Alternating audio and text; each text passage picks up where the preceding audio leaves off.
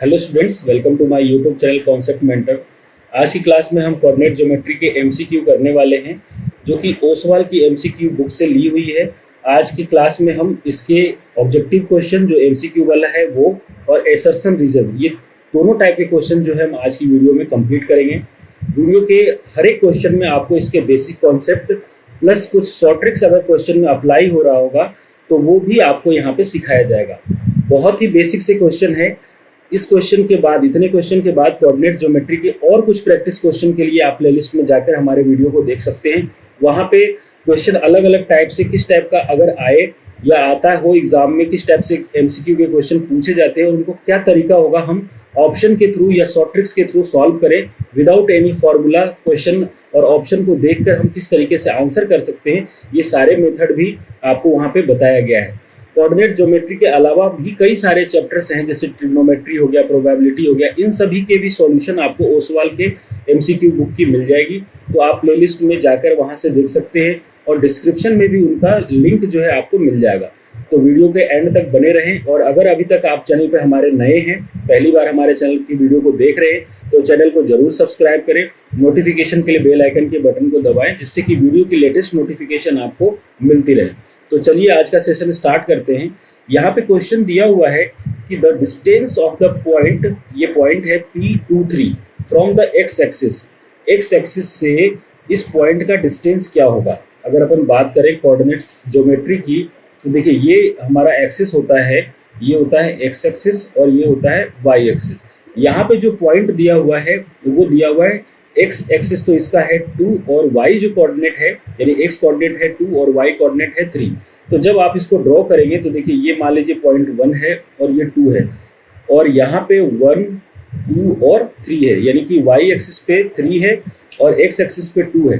तो यहाँ पे 3 आएगा इस तरीके से, और ये यहाँ पे 2 आएगा। तो यहाँ पे पॉइंट आपको मिल रहा है, जिस पॉइंट की बात की जा रही है, P जो कोऑर्डिनेट है वो है 2,3, यानी इसका एक्स एक्सिस तो है 2 और वाई एक्सिस है इसका 3। इस तरीके से ये पॉइंट आया है।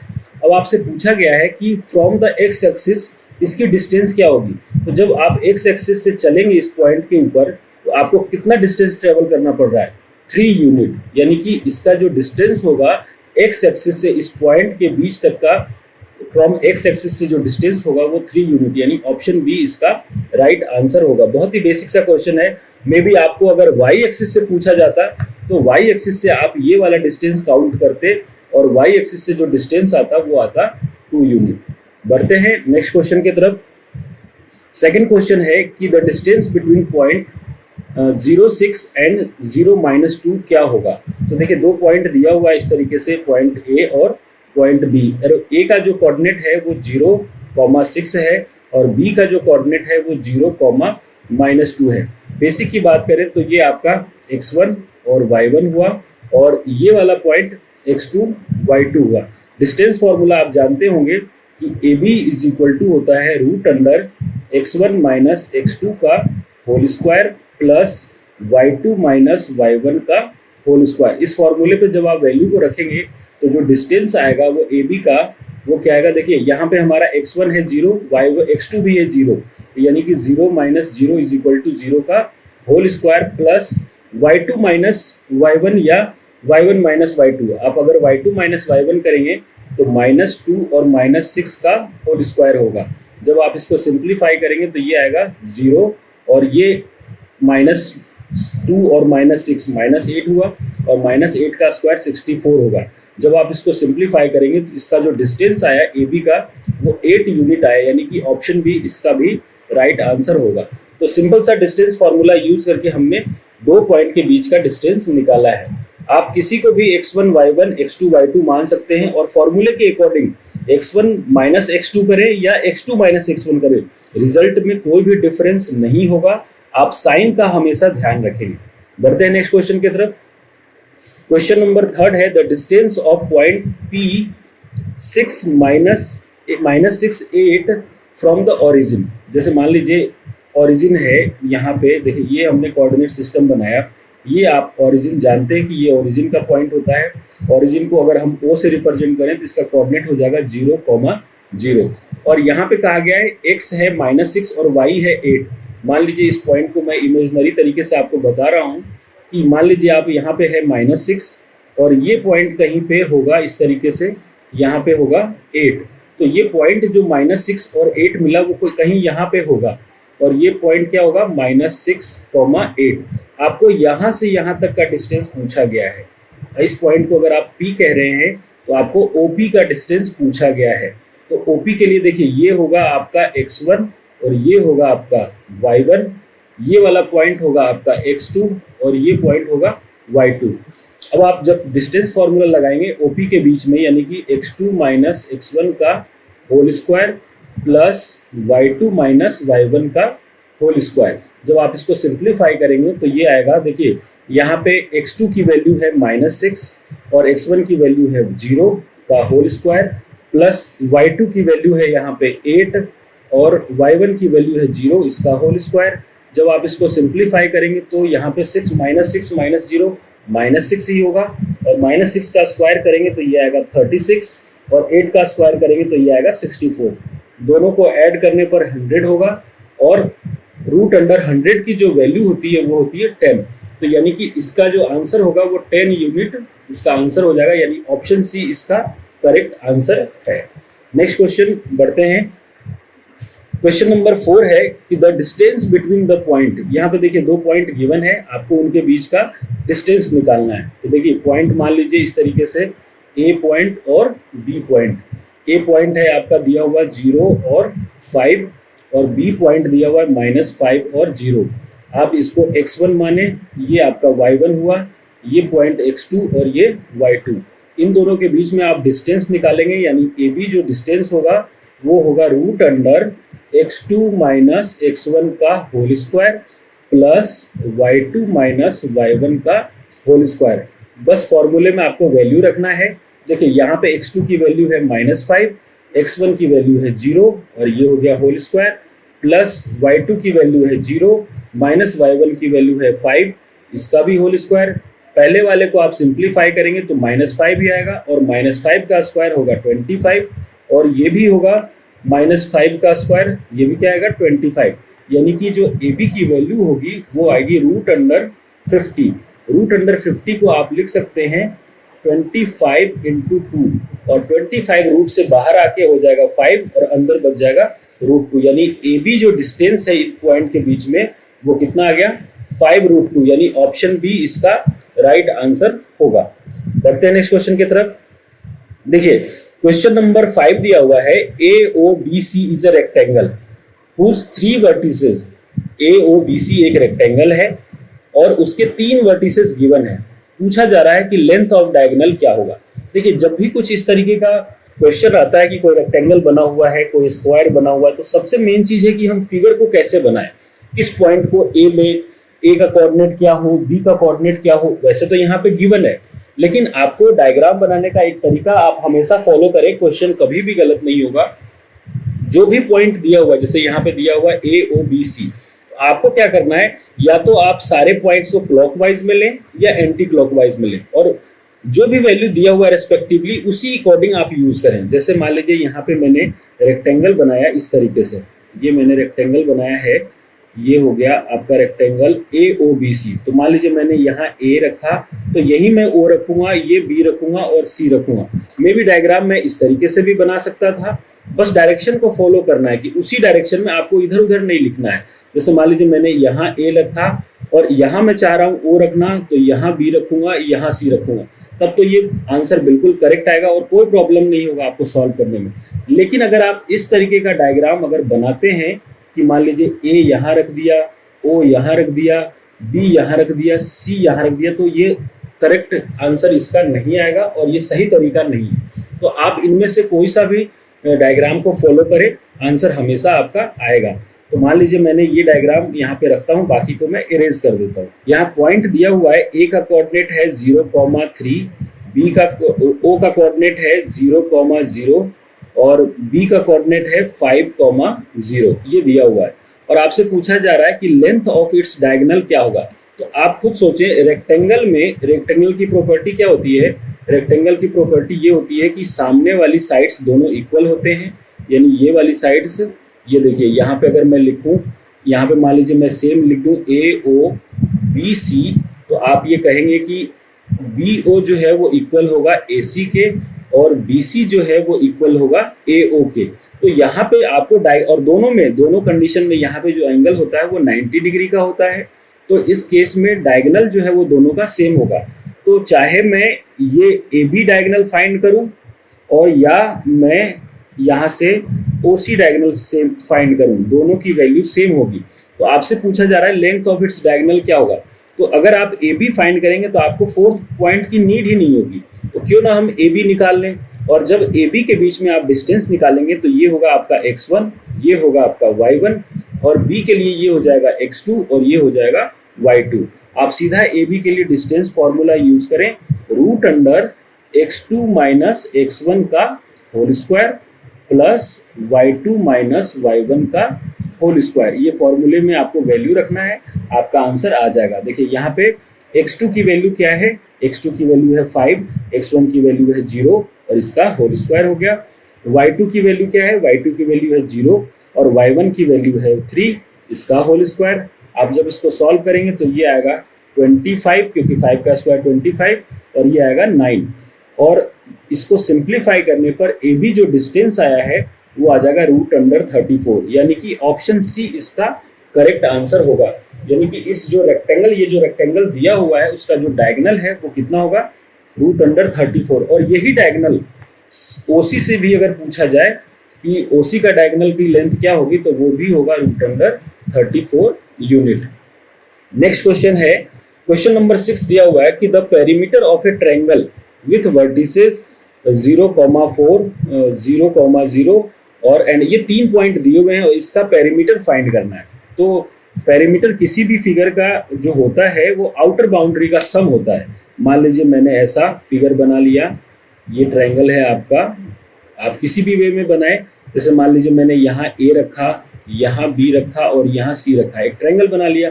सारे पॉइंट्स दिए हुए हैं, तो पहले जगह पे पहला पॉइंट मैं लिखूंगा 0,4, B के जगह पे दूसरा पॉइंट लिखूंगा 0,0। जैसे दिया हुआ आपको उसी वे में लिखना है, उल्टा सीधा लिखेंगे तो आंसर नहीं आएगा। और 3,0 ये लिख लिया आपने। अब इसका पेरीमीटर फाइंड करना है। पेरीमीटर का मतलब हुआ ये तीनों का सम चाहिए, तो हम तीनों का डिस्टेंस निकालेंगे। सबसे पहले AB निकालेंगे, फिर BC निकालेंगे और फिर AC निकालेंगे।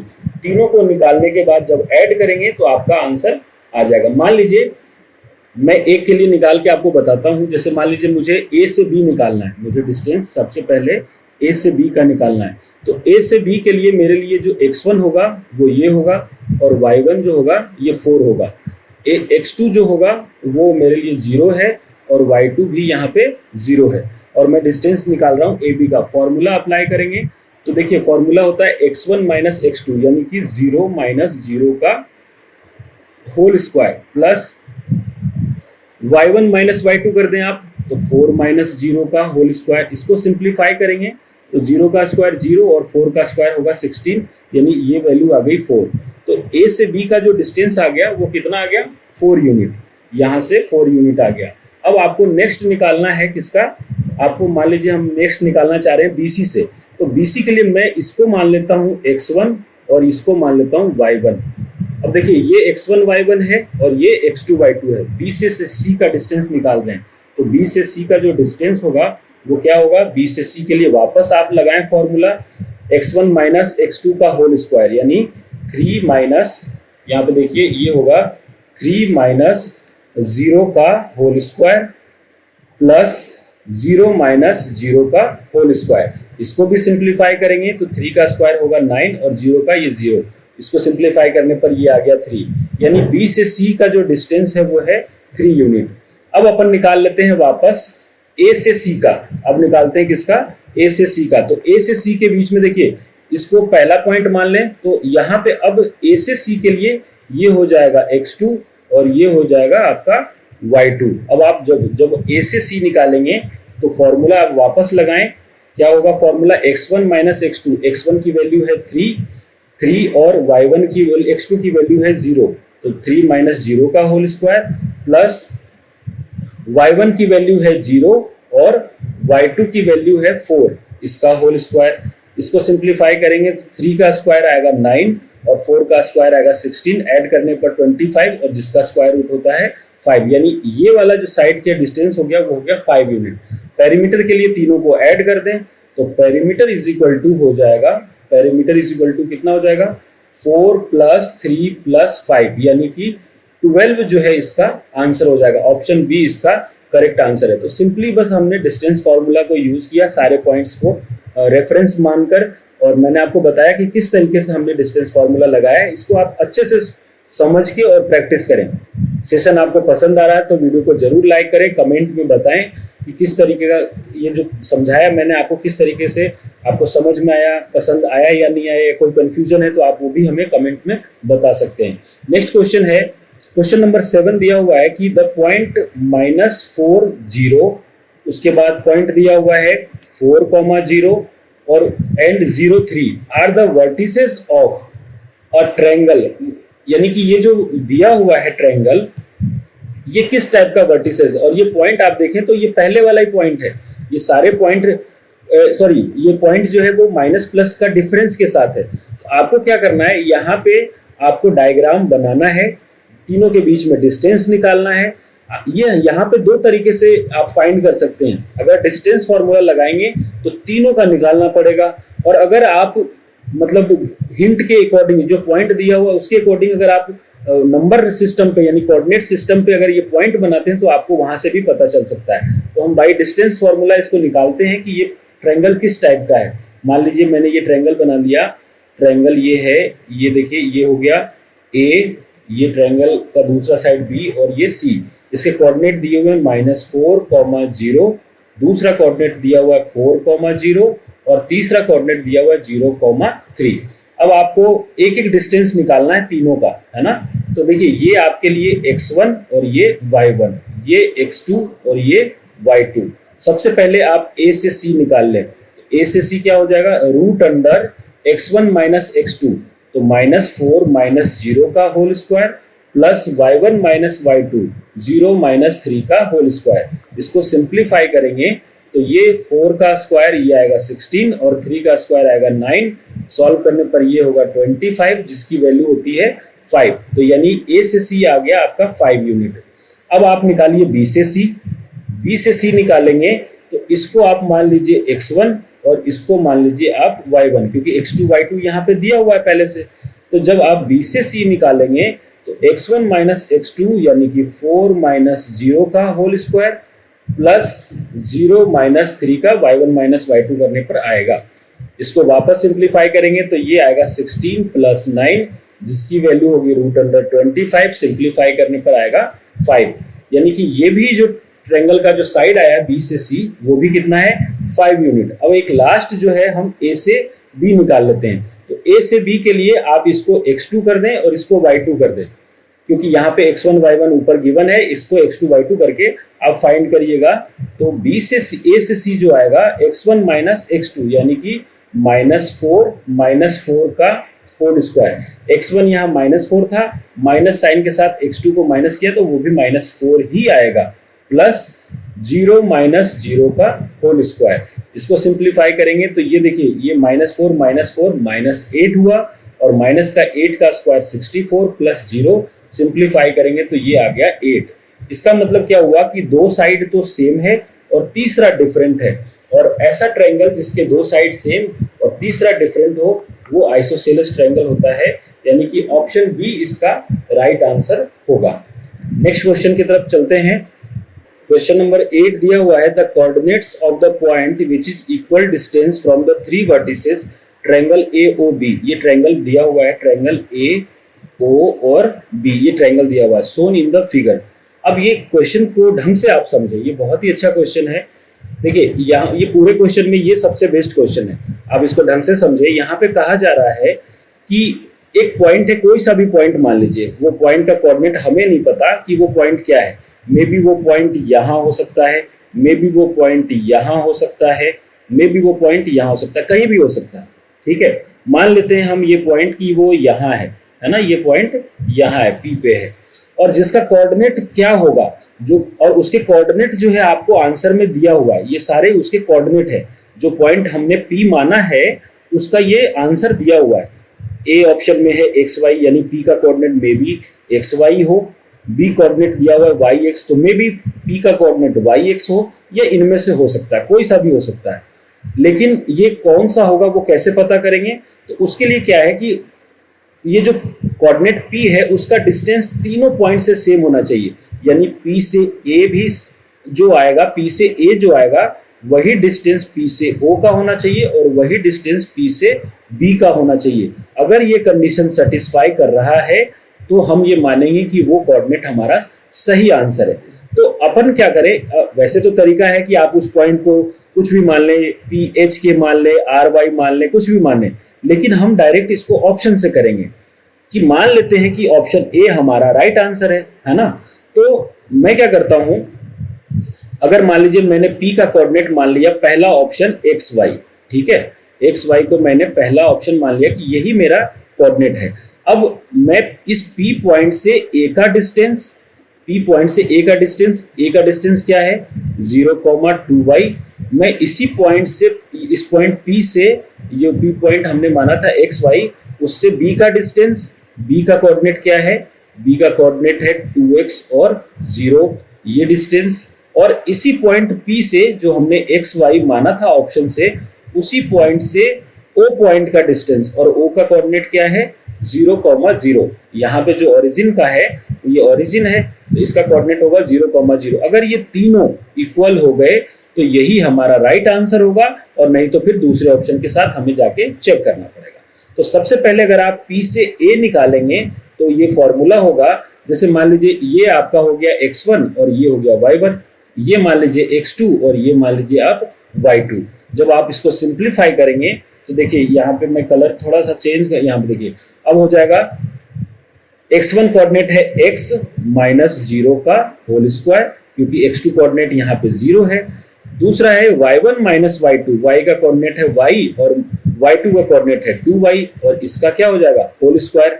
जब आप इसको सिंप्लीफाई करेंगे तो x माइनस 0 एक्स स्क्वायर ही होगा, और y में से 2y जाएगा तो माइनस y आएगा, और माइनस y का स्क्वायर जो है वो y स्क्वायर होगा। यानी P से A का जो डिस्टेंस आया वो आया है x square plus y square. अब हम सिमिलरली P से B का निकाल लेते हैं। P से B निकालेंगे तो देखिए ये आपके लिए है x1 और ये मान लीजिए y1, इसको मान लेते हैं x2 और ये y2। तो x1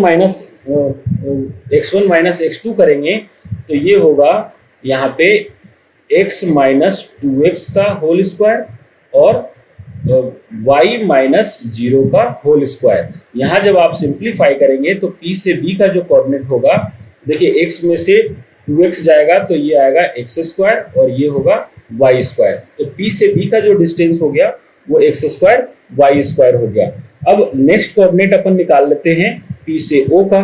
P से O जब आप फाइंड करेंगे तो यहाँ पे देखिए एक कोऑर्डिनेट दिया हुआ है आपको, ये इसको x1 और इसको y1 और इसको x2 और y2। जब सॉल्व करेंगे तो x माइनस 0 का whole square plus y minus 0 का होल स्क्वायर, इसको सिंप्लीफाई करेंगे तो ये आएगा x square plus y square. अब सबसे मेन चीज जो ध्यान देने की है, यहाँ जो डिस्टेंस आया वो भी एक्स स्क्वायर वाई स्क्वायर है, यहाँ जो डिस्टेंस आया वो भी एक्स स्क्वायर वाई स्क्वायर है, और यहाँ पे भी एक्स स्क्वायर वाई स्क्वायर है। यानी ये कोऑर्डिनेट वही है P वाला जो हम ढूंढ रहे थे, वो पॉइंट वही है जहां से कि इन तीनों का डिस्टेंस क्या है सेम है। तो यानी कि ऑप्शन ए आपका राइट आंसर हो जाएगा। और अगर पॉइंट लेके करते तो आपको सिंप्लीफिकेशन करने में इक्वेशन बनाना पड़ता और उसको फिर सॉल्व करना पड़ता। तो ये तरीका है जिसको यूज करके आप आंसर तक इजीली पहुंच सकते हैं। कई क्वेश्चन ऐसे होते हैं जिसमें कैलकुलेशन ज्यादा होता है, थोड़ा सा आप उसको अगर ध्यान से समझेंगे तो ऑप्शन के थ्रू भी आप आंसर तक पहुंच जाएंगे। बढ़ते हैं नेक्स्ट क्वेश्चन की तरफ। नेक्स्ट क्वेश्चन जो है असर्शन रीजन का है। इसमें देखिए कंडीशन क्या दिया हुआ, पहले आप वो ध्यान से समझ लें कि यहाँ पे दिया हुआ in the following question a statement of assertion A is the followed by the statement of reason R. यानी इसी का जो रीजन जो है, पहला जो स्टेटमेंट दिया हुआ है उसी का रीजन जो है वो आर से डिनोट किया हुआ है। Mark the correct choice as, ऐसा भी हो सकता है कि पहला असर्शन और रीजन जो है दोनों ट्रू हो, है ना, दोनों ट्रू हो सकते हैं। और रीजन जो है असर्शन का करेक्ट एक्सप्लेनेशन हो सकता है। पहला कंडीशन ये है। दूसरा है कि both assertion reason are true, दोनों सही, पहले वाले जैसा ये भी सही हो, लेकिन रीजन जो है उसका करेक्ट एक्सप्लेनेशन नहीं है। तीसरा ऑप्शन है कि एसर्शन तो ट्रू है बट रीजन उसका जो है वो फॉल्स है। और चौथा जो ऑप्शन है कि आपको यहाँ पे एसर्शन जो है वो गलत है बट रीजन जो है वो ट्रू है। तो सबसे पहले हम किसी भी स्टेटमेंट को पढ़ेंगे, देन डिसाइड करेंगे कि एक्चुअल में वो क्या है ना। तो क्वेश्चन नंबर फर्स्ट यहाँ पे दिया हुआ है, क्वेश्चन नंबर फर्स्ट है यहाँ पे कि if the distance between point, कौन सा पॉइंट दिया हुआ है, एक तो पॉइंट है 4, P एंड दूसरा पॉइंट है 1, 0। ये पॉइंट है, इसके बीच का डिस्टेंस जो है, इन दोनों के बीच पॉइंट का जो डिस्टेंस है A और B मान लीजिए इसको, और इन दोनों के पॉइंट के बीच का डिस्टेंस है 4, इसके बीच का डिस्टेंस है 5, है ना। यहाँ पे डिस्टेंस जो है वो है 5, यहाँ पे डिस्टेंस जो है वो है 5, कब, जब आप P की वैल्यू को 4 रखते हैं। तो एक बार रख के अपन चेक कर लेते हैं, अगर ये 5 आता है तो रीजन एसर्शन जो है वो करेक्ट होगा। तो अगर मान लीजिए ये पॉइंट हुआ 4, और 1, 0, आप इसके बीच में डिस्टेंस निकालेंगे तो इसको मान लीजिए x1, ये y1, ये x2 और ये y2। जब आप इसको सॉल्व करेंगे तो x1 माइनस x2 यानी कि 4 माइनस 1 का होल स्क्वायर प्लस 4 माइनस 0 का होल स्क्वायर। 4 माइनस 1 का स्क्वायर क्या मतलब 3, और 3 का स्क्वायर का मतलब 9, और 4 का स्क्वायर, यहाँ 4 माइनस 0 का स्क्वायर 16, और रूट अंडर 9 प्लस 16 25 होगा। इस तरीके से जो इसका डिस्टेंस है वो 5 है। तो ये तो बिल्कुल करेक्ट है कि यहाँ पे अगर ये पॉइंट P 4 और 1, 0 है तो उस केस में डिस्टेंस क्या आएगा, 5 आएगा। ये कंफर्म है यहाँ पे, यानी कि एसर्शन जो है वो ट्रू है। अब देखिए दूसरा पॉइंट क्या दिया हुआ है, द पॉइंट, यहाँ पे दूसरा पॉइंट ये दिया हुआ है, the point which divide the line segment joining 7, -6 and 3, 4 are in the ratio of 1:2 internally lies in the fourth quadrant। अब देखिए यहाँ पे इस स्टेटमेंट की बात करा जाए, मैं इसको इरेज करके आपको बता रहा हूँ कि जैसे मान लीजिए आप इस पॉइंट की बात करते हैं, जो सेकेंड स्टेटमेंट दिया हुआ है क्या कह रहा है कि the point which divide the line segment, एक लाइन सेगमेंट है, यहाँ पे ये लाइन सेगमेंट है 7, -6, और बी जो लाइन सेगमेंट है वो है 3, 4, और ये कोई पॉइंट है P जो इसको 1:2 के रेशियो में डिवाइड कर रहा है। ये A है, ये B है, हमने ये माना।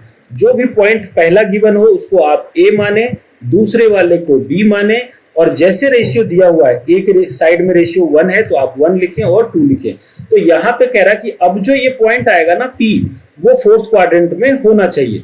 तो फोर्थ क्वाड्रेंट का मतलब क्या हुआ, देखिए फोर्थ क्वाड्रेंट में, ये फोर्थ क्वाड्रेंट है आपका, ये फोर्थ क्वाड्रेंट है, इसमें एक्स एक्सिस तो होता है प्लस और वाई एक्सिस होता है माइनस, यानी कि जो कोऑर्डिनेट आएगा वो अगर एक्स प्लस और वाई माइनस में आता है तो देन करेक्ट है। अब इसको चेक कर लेते हैं। तो देखिए हम इंटरनली जब निकालते हैं एक्स पॉइंट का कोऑर्डिनेट तो उसका फॉर्मूला होता है m1 x2 plus m2 x1 upon m1 plus m2, ये फॉर्मूला होता है। यहाँ पे ये आपका m1 है और ये वाला पॉइंट m2 है। आप इसको सॉल्व करें तो m1 की वैल्यू हो गई 1, और इसको मान लेते हैं आप, इसको मान लीजिए आप x1, ये हो गया y1, ये पॉइंट हो गया x2 और ये पॉइंट हो गया आपका y2। तो देखिए m1 इंटू x2 यानी 1 into 3 plus m2 2 into x1 की वैल्यू हो गया 7 upon m1 plus m2, 2 plus 1 करेंगे तो ये 3 आएगा। इसको सॉल्व करिएगा तो ये 3 प्लस 14 अपॉन 3, सॉल्व करने पर ये आएगा 17 अपॉन 3, यानी x एक्सिस तो प्लस आ गया जो हमें चाहिए था। अब एक बार y और निकाल लेते हैं। y का जो फॉर्मूला होता है m1 y2 plus m2 y1 upon m1 plus m2। Same condition में आप रखें। m1 की वैल्यू क्या है 1, y2 की वैल्यू क्या है 4 प्लस m2 की वैल्यू क्या है 2 और y1 की वैल्यू क्या है -6 upon 2 plus 1 is equal to 3। इसको सॉल्व करेंगे तो देखिए ये -12 और +4, -12 + 4 का मतलब -8/3, यानी कि रीजन भी ये देखिए ये भी निगेटिव आ गया और ये प्लस आ गया, तो एक प्लस और दूसरा माइनस, यानी कि ये फोर्थ क्वाड्रेंट में होगा। यहां से ये पता चल गया ये फोर्थ क्वाड्रेंट में है, यानी एसर्शन भी सही है और रीजन भी सही है।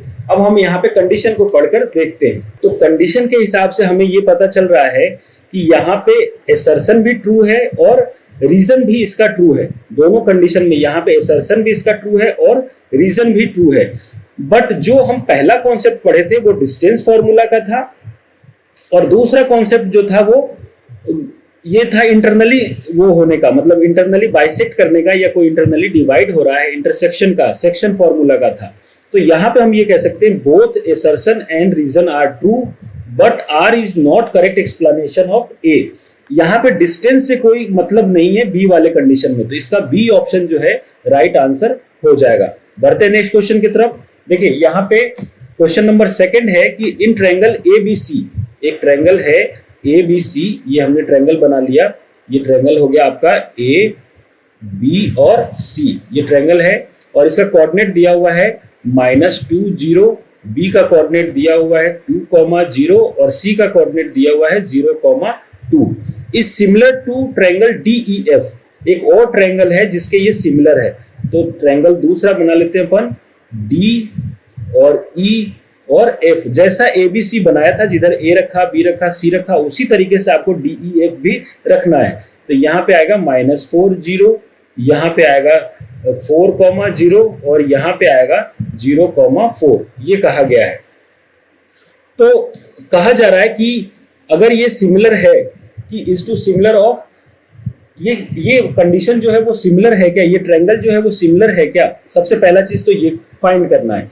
तो आप देखिए कई बच्चे ऐसे होंगे जो इसका डिस्टेंस निकालेंगे, इसको डिस्टेंस फॉर्मूला से सॉल्व करेंगे, पहले इसका डिस्टेंस निकालेंगे, फिर इसका डिस्टेंस निकालेंगे, फिर इन दोनों का निकालेंगे, इन दोनों का निकालेंगे और इन दोनों का निकाल के फिर लास्ट वाले से निकाल के उनका रेशियो चेक करेंगे कि अगर ये रेशियो इक्वल आ रहा है तब वो कहेंगे कि हाँ ये जो है पॉइंट जो है वो या ये ट्रायंगल जो है वो सिमिलर है। क्योंकि सिमिलर ट्रायंगल का फॉर्मूला क्या होता है कि करस्पॉन्डिंग साइड यानी AB upon DE is equal to AC upon DF is equal to BC upon EF, ऐसा आना चाहिए। तो सबसे पहले बच्चे क्या करेंगे, इनका डिस्टेंस निकालेंगे, ये निकालेंगे, ये निकालेंगे, ये निकालेंगे और फिर करस्पॉन्डिंग इनको निकाल के रेशियो निकाल के चेक करेंगे। ऐसा करने का नीड नहीं है। सबसे पहले आप कोऑर्डिनेट देखिए, यहाँ पे क्या है पॉइंट -2 और इसमें आप 2 से मल्टीप्लाई करें तो ये क्या आएगा -4, यानी यहाँ पे 2 से मल्टीप्लाई हो रहा है। इस पॉइंट को देखिए, यहाँ पे कोऑर्डिनेट क्या है 2, इसको भी 2 से मल्टीप्लाई करें, यहाँ पे क्या आ गया 4, ये बिल्कुल ये भी 2 से मल्टीप्लाई हो रहा है। इस वाले पॉइंट को देखें, यहाँ पे भी आप 2 से मल्टीप्लाई करें और ये वाला क्या आ रहा है, ये भी, यानी कि सभी जो कोऑर्डिनेट है वो इक्वली मल्टीप्लाई हो रहा है। इसका मतलब है कि ये ट्रायंगल जो है वो सिमिलर तो है। यहीं से आपको ऑप्शन से पता चल जाएगा, ये जो वर्टिसेस दिए हुए हैं वहीं से आपको ये चीज कंफर्म हो जाएगी। तो आपको डिस्टेंस निकालने की नीड नहीं है, आप टाइम को सेव कर सकते हैं। ये तो हुआ एसर्शन, यानी एसर्शन तो हमारा करेक्ट है। अब देखिए रीजन की बात करते हैं। रीजन में दिया हुआ a circle had its centre at origin. मान लीजिए ये ओरिजिन है जिसका कोऑर्डिनेट क्या है 0, 0 origin and A point 50 lies on it, और ये इस पे कोई पॉइंट जो है लाई कर रहा है, इसलिए लाई कर रहा है क्योंकि यहाँ पे y एक्सिस 0 है, तो ये सीधी लाइन है बिल्कुल। फिर कह रहा है कि the point 68 lie on outside the circle. अगर ये मान लीजिए इसका रेडियस होगा तो इस टाइप से कुछ सर्कल बनेगा अगर हम देखा जाए तो यहाँ पे जो पॉइंट होगा, ये जो रेडियस है, ये हर जगह डिस्टेंस जो है इसका डिस्टेंस अगर आप निकालें तो इसका डिस्टेंस 5 ही आएगा। ये हर जगह डिस्टेंस क्या होगा 5 ही होगा। ये फिगर के हिसाब से बना पा रहे हैं तो यहाँ पे देखिए फिगर थोड़ा सा छोटा बन गया, लेकिन ये डिस्टेंस हमेशा 5 होगा। इसके बीच का डिस्टेंस आप डिस्टेंस फॉर्मूला से निकालेंगे तो ये 5 यूनिट ही आएगा। अब क्या कह रहा है कि 68 जो पॉइंट 68 है वो आउटसाइड द सर्कल। जब हमारा एक्स कोऑर्डिनेट हर जगह 5 आ रहा है तो ये तो कंफर्म हो गया ना कि जो पॉइंट 68 है यानी कि 6 जो पॉइंट है वो सर्कल के बाहर होगा, तो यानी कि रीजन भी इसका करेक्ट होगा। अब बात करते हैं स्टेटमेंट की कि स्टेटमेंट क्या कह रहा था। यहाँ पे देखिए स्टेटमेंट ये लिखा हुआ था, ये सारे के लिए ऑप्शन जो है यहाँ पे कॉमन है। पहला है both assertion reason are true but R is the correct explanation of A. दूसरा है both assertion and reason are true but R is not correct explanation of A। अब देखिए हमने ये चेक किया कि असर्शन भी करेक्ट है और रीजन भी करेक्ट है, लेकिन जो पहला कॉन्सेप्ट है उसका दूसरे कॉन्सेप्ट से कोई लेना देना ही नहीं है ना। यहाँ पे पहले कॉन्सेप्ट में हम वहां पे पढ़ रहे थे सिमिलरिटी का, पहले चीज में हमने पढ़ा सिमिलरिटी का, दूसरा डिस्टेंस का आ रहा है। तो यहाँ पे इस पॉइंट का कोई करेक्ट एक्सप्लेनेशन नहीं है, तो इस कंडीशन में भी बी जो है इसका करेक्ट आंसर होगा, ऑप्शन बी जो है राइट आंसर हो जाएगा। बढ़ते हैं असर्शन, रीजन और ओसवाल बुक एमसीक्यू के लास्ट क्वेश्चन की तरफ। क्वेश्चन नंबर 3 है the ordinate of point A on y axis is 5। Ordinate का मतलब होता है वाई एक्सिस, और एप्सिका ये ऑर्डिनेट का मतलब हुआ, ये ऑर्डिनेट है ना, और एप्सिका का मतलब होता है एक्स एक्सिस, इसका मतलब होता है एक्स एक्सिस। कई बच्चे भूल गए होंगे तो उनको ध्यान रख लें आप। तो देखिए यहाँ पे कहा जा रहा है the ordinate of point A on y axis. मान लीजिए मैंने एक पॉइंट माना वाई एक्सिस पर जिसका ऑर्डिनेट यानी वाई एक्सिस दिया हुआ है 5, तो इसका कोऑर्डिनेट क्या हो जाएगा 0,5, क्योंकि वाई एक्सिस पे एक्स होता ही नहीं है। बी हैज कोऑर्डिनेट -3 और 1। बी हैज कोऑर्डिनेट -3 और 1 का मतलब हुआ कि मान लीजिए ये -3 है और ये 1 है, ये बी का कोऑर्डिनेट है और इसका पॉइंट क्या दिया हुआ है -3 और 1। ठीक है। Lie on the perpendicular bisector of the line segment joining the point, lie on the perpendicular bisector. ये देखिए ये पॉइंट हो गया है ना, ये पॉइंट हो गया आपका। अब ये कह रहा है कि ये लाई कर रहा है perpendicular bisector of the 6, 5 and 0,4। तो यानी कि कोई दूसरा पॉइंट है 6,5। आप इसी को यहां से बना कर देखें तो 6,5 कहाँ होगा। अगर ये x है, ये देखिए यहाँ पर ये पॉइंट जो है 6 है, एक्स एक्सिस इसका 6 है, 1 2 3 4 5 6, ये पॉइंट है 6 और 5, तो ये पॉइंट यहाँ होगा 6,5। ये मान लीजिए P पॉइंट है और ये क्या है 6,5। और दूसरा है एंड Q जो है 0,-4। Q कहाँ है 0,-4। तो x एक्सिस तो इसका है 0 और y एक्सिस है -4, तो यानी कि इधर कहीं पे होगा। मान लीजिए यहाँ पे मान लेते हैं हम Q पॉइंट को 0,-4। इस पॉइंट पे ये परपेंडिकुलर बाइसेक्टर फिगर के हिसाब से दिख रहा है क्या आपको? आप बताएं कि ये फिगर के हिसाब से कहीं पे भी दिख रहा हो कि यहाँ पे पॉसिबल है कि यहाँ पे जो डायरेक्शन है वो मतलब ये दोनों का परपेंडिकुलर बाइसेक्टर है। आप खुद डायग्राम से ही देखें, जरूरत नहीं है यहाँ पे बनाने की। तो रीजन जो है इसका इनकरेक्ट है, रीजन जो है इसका इनकरेक्ट है, यहाँ पे ये रीजन जो है वो सही नहीं है। और पहला स्टेटमेंट क्या कह रहा था कि यहाँ से लेके यहाँ के बीच का लेंथ जो है वो 5 यूनिट है। तो एक बार इसको हम चेक कर सकते हैं कि ये क्या आ रहा है क्या 5 यूनिट। तो ए बी जब निकालेंगे तो देखिए इसको मान लीजिए आप x1 और इसको मान लीजिए y1, इस वाले को मान लीजिए आप x2 और इस वाले को मान लीजिए y2। आप जब सॉल्व करेंगे x1 माइनस x2 यानी कि 0 माइनस 3 का होल स्क्वायर और माइनस माइनस ये हो जाएगा plus y1 minus y2 5 minus 1 का होल स्क्वायर। इसको सॉल्व करने पर 3 का स्क्वायर 9, 5 में से 1 जाएगा 4 यानी 16, ऐड करेंगे तो ये आएगा 25 यानी कि 5। यानी कि असर्शन तो इसका करेक्ट है बट रीजन करेक्ट नहीं है।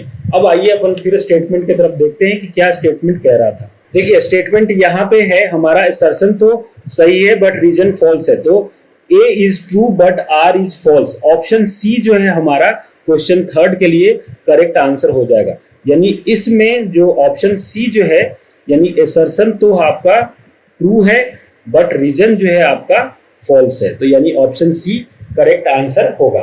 तो इस तरीके से स्टूडेंट्स हमने असर्शन रीजन को मिलाकर सारे क्वेश्चन जो है ओसवाल की बुक से किए। आई होप आपको सेशन पसंद आया होगा। जो भी मैंने ड्रॉ करके या विदाउट एनी कैलकुलेशन जितना कम हो सके मैंने उस तरीके से बताने की कोशिश की है, वो आपको समझ में आया होगा। सेशन पसंद आया हो तो वीडियो को जरूर लाइक करें, कमेंट में बताएं, और अगर आप चैनल पर नए हैं तो प्लीज़ चैनल को सब्सक्राइब करें, चैनल को सपोर्ट करें। मिलते हैं फिर इसी तरीके से नेक्स्ट वीडियो में, तब तक के लिए आपका बहुत बहुत धन्यवाद। All the best.